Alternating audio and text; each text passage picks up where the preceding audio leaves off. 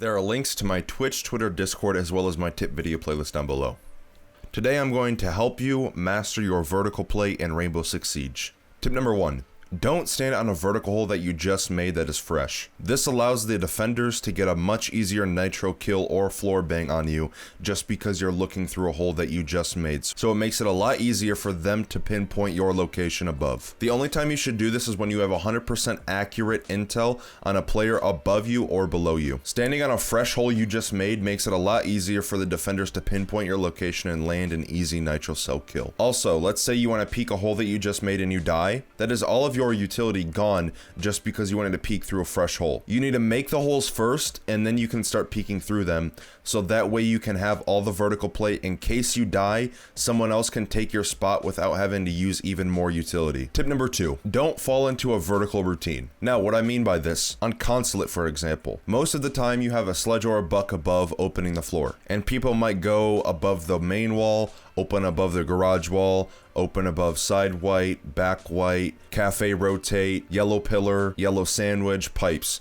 Something like that. Well, what I figured out based off mistakes that I made, what I used to do when I did play buck and competitive, I would always go above the garage wall first, open above that, and then I would sit on the corner of white to the right side of the reinforced wall. And this allowed the defenders to pre-place a nitro cell and listen for me when I did make the holes and listen for my footsteps above, and it gave them a completely free nitro cell kill on me. So let's say you want to go from A, B, C.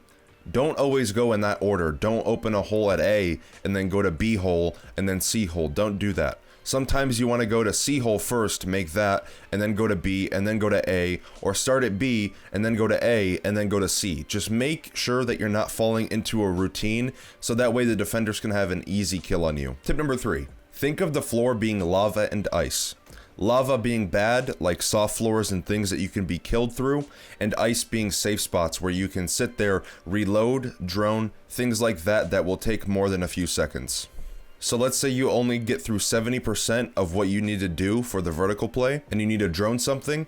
Well, don't just get on your drone right on the soft floor, because they might have a pulse or they might have a velt cam in the room that you're in, which would lead to an easy nitro cell kill or even a floor bang. Don't do things like that. Those are really common and simple mistakes that you can avoid as long as you're thinking. So whatever map you're on, you need to find safe areas where you can sit on ice spots, so that way you're not standing on lava when you're doing something else besides making holes. Tip number 4, if you really don't know how to play vertically or you want to learn new angles, what I suggest you do is think of common areas where the defenders sit and then go below or above where those defenders sit in those common areas and make holes, and then wherever you need to learn those holes at, you can go below and figure out, okay, this hole is here, this is where people sit in this X position. Oh, I made a hole here, this is where people sit in this B position.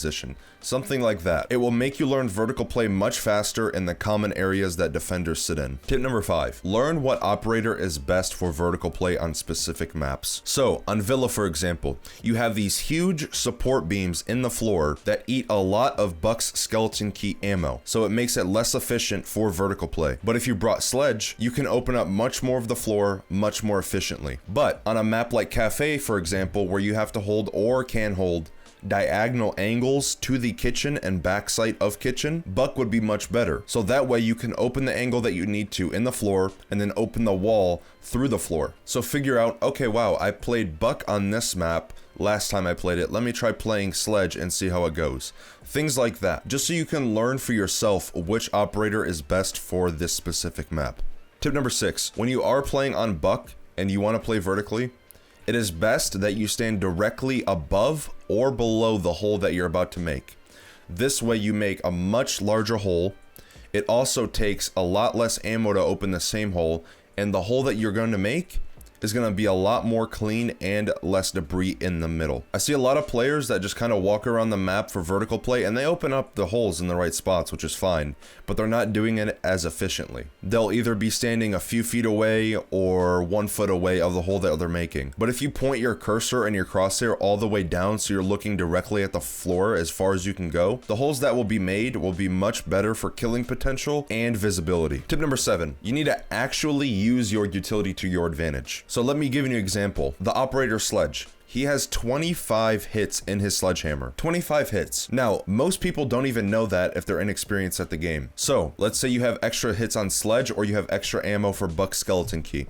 This is what you need to start doing. If you're playing vertically, if you have the option, you need to make sure that you're opening the hatches and making rotates in between the rooms. So again, on Consulate, I know I keep going back to it, but it's such a simple, but also advanced map at the same time for vertical play. So if your team wants to take from admin side when the defenders are in basement, you take admin side, you need to make sure that you're opening the Visa hatch, and you also need to make sure that you're making a rotate between front desk and break room. Now the reason that you're doing this is so you can rotate much faster in between those two rooms. And the same thing goes for sledge. Most of the time you're not going to use that much of sledge's sledgehammer, especially if you have a secondary vertical player like a Buck or even a Zofia with breaching charges, something to help aid you in your vertical play.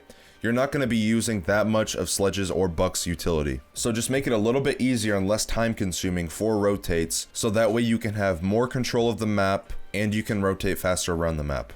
Now, those are all the tips I have for you guys today. If I gave you some new insight on how to play vertically or helped you out in some way, make sure you guys hit that subscribe and like button. It is greatly appreciated. Also, hit that notification bell button. It is greatly appreciated. So that way you can keep up to date on all of my latest content and videos. As I said before, there are links to my Twitch, Twitter, Discord, as well as my tip video playlist down below. Make sure you guys go follow me on Twitch and Twitter. I stream on Twitch almost every single day. And go follow me on Twitter so that way you can keep up to date on all of my latest content and what's going on in my life. I have 20 different tip videos in my tip video playlist, so if you are struggling with something else in Rainbow Six Siege, there are high chances that I've already made a tip video on it. I hope this video helped you out in some way, and I will see you guys in the next video.